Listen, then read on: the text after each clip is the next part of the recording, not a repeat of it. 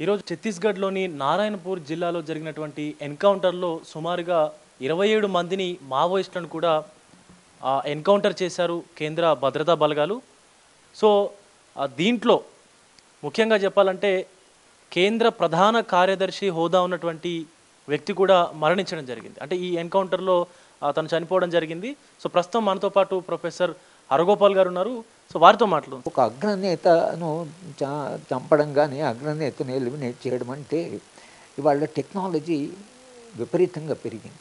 మనం ఇజ్రాయిల్ హమాస్ను ఎదుర్కొన్న పద్ధతి కానీ హెజ్బుల్లాను ఎదుర్కొన్న పద్ధతి, ఆ ఇజ్రాయిలీ టెక్నాలజీ కూడా మన దగ్గరకు వచ్చింది. కనుక మనిషి ఎక్కడ కూర్చొని ఎక్కడ మాట్లాడుతుందో తెలుసుకునేటువంటి పరిస్థితి వచ్చింది.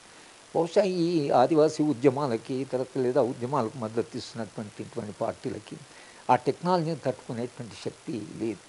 కనుక చరిత్రలో ఒక టెక్నాలజికల్ అడ్వాన్స్మెంటు, ఒక డిటర్మిన్డ్ పార్టీ ఏమడ్డం వచ్చినా సరే రాజ్యాంగం పక్కకు పెట్టి చట్టబద్ధపాలను పెట్టి ఈ దేశంలో ఉండే వనరులని కార్పొరేట్కి అప్పచెప్పాలనేటువంటి ఏదైతే ఒక అంకిత భావంతో పనిచేస్తున్నారు కార్పొరేట్లకి, ఒక అంకిత భావంతో.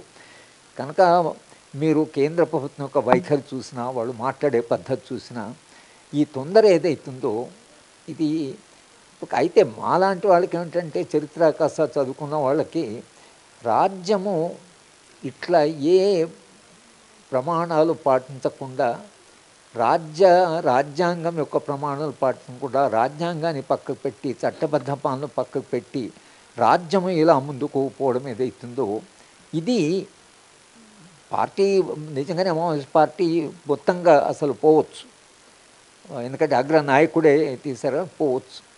కానీ ఈ అలవాటు ఏదైతుందో అంటే రాజ్యాంగాన్ని గౌరవించకపోవడం అనే అలవాటు ఏదైతుందో అది దేశ ప్రజాస్వామ్యానికి, రాజ్యాంగానికి, రాజ్యాంగ ప్రమాణాలకి, రాజ్యాంగము వాగ్దానం చేసిన సమాజానికి, ఒక సమాజము, ఒక సంపద పంపిణీ సమాజం అనేటువంటి ఒక అభివృద్ధి నమూనా ఏదైతుందో రాజ్యాంగం మనకు వాగ్దానం చేసిన అభివృద్ధి నమూనా అయితే అవన్నీ కూడా ఇవాళ ప్రమాదంలో పడుతున్నాయి.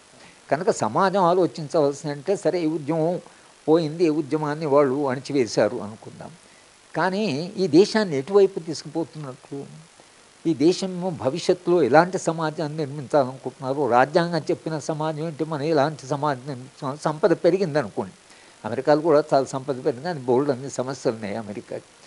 మీరు ఏ దేశాలు సుఖంగా ఉన్నాయి, కాస్త శాంతిగా ఉన్నాయంటే అవి స్కాండినేవియన్ దేశాలు ఉన్నాయి. వాళ్ళు సంపద చేస్తున్నారు, సంపదను పంచుతున్నారు, ప్రజలకు ఒక గౌరవప్రదమైన జీవితాన్ని ఇచ్చారు. ఈ మొత్తము ప్రాసెస్ నుంచి ఒక గౌరవప్రదమైన జీవితము ఈ దేశంలో ఉండే అట్టడుగును ఉండేటువంటి ప్రజలకి, ఆదివాసులు ముఖ్యంగా ఆదివాసులకు మనం ఇచ్చిన హక్కులు ఏంటి, మనం ఇచ్చిన వాగ్దానాలు ఏంటి, షెడ్యూల్ 5 ఏమైంది, పీసా ఏమైంది, 1/70 అయింది, ఫారెస్ట్ రైట్స్ యాక్ట్, ఇన్ని వాగ్దానాలు చేశాం కదా ఆదివాసులకి. మరి ఆదివాసులకు మనం చేసిన వాగ్దానాలు ఏవైతున్నాయో అవి ఏమైనట్లు, ఆదివాసుల యొక్క భవిష్యత్తు ఏమిటి, రేపు మీరు ఖనిజాలను తవ్వుతున్నప్పుడు వాళ్ళందరూ ఒకవేళ నిర్వాసితులు అవుతే వాళ్ళ భవిష్యత్తు ఏమిటి అనేటువంటి కొత్త సమస్యలు వస్తాయి. ఈ అభివృద్ధి నమూనా నుంచి చాలా కొత్త సమస్యలు వస్తాయి. ఇది పరిస్థితి. కేంద్ర ప్రభుత్వం అక్కడ ఉన్నటువంటి ఛత్తీస్గఢ్లో ఉన్నటువంటి ఆ ఖనిజాలను తవ్వి కార్పొరేట్ సంస్థలకు అప్పగించడానికే ఇంత తొందరగా కూడా ఆ మావోయిస్టు నేతలని, మావోయిస్టు పార్టీని కూడా పూర్తిగా నిర్మూలించాలి అనేటువంటి ఆ కంకణం కట్టుకుంది. అలాగే ఆపరేషన్ కగర్ పేరుతోని వాళ్ళందరినీ కూడా ఎన్కౌంటర్ చేస్తూ ఉంది. మార్చి 31, 2026 వరకల్లా మొత్తం దేశంలో ఈ నక్సలిజం లేకుండా చేస్తామని చెప్పి అటు central home minister Amit Shah గారు కూడా చెప్తా ఉన్నారు. నరేంద్ర మోడీ ప్రభుత్వం దీనికి కంకణం కట్టుకొని ఆపరేషన్స్ అన్ని కూడా చేస్తూ ఉంది అని కూడా చెప్తున్నటువంటి పరిస్థితి అయితే కనిపిస్తూ ఉంది. కెమెరామెన్ సురేష్తో విజయ్, బిగ్ టీవీ, హైదరాబాద్ నుంచి.